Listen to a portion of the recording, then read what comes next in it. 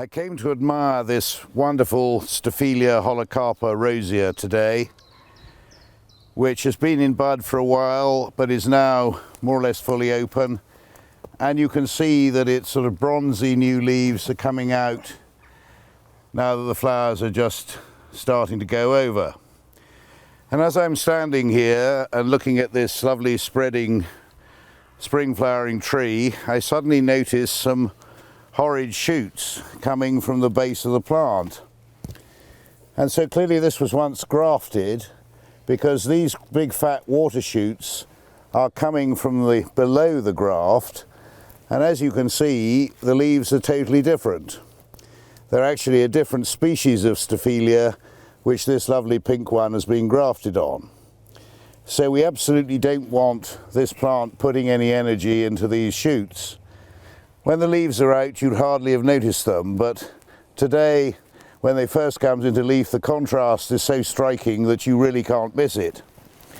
So what we need to do is to get in under the wire netting, and actually what we can see is that these water shoots are appearing actually from roots rather than from below the graft itself, and it's where the roots have actually come to the surface and started to shoot.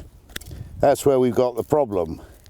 So I'm going to clip out all these other shoots because they're just wasting energy from this lovely main plant. And there's one there. We cut them in as tight to ground level and as tight to the root as you possibly can. And here's a great big one here.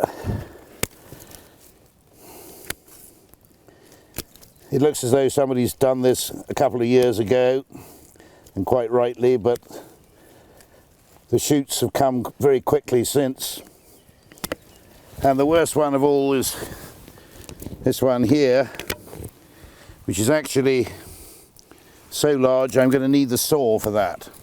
So bear with me while I get the saw. But I'm going to get right in tight to the base to cut off this great big water shoot.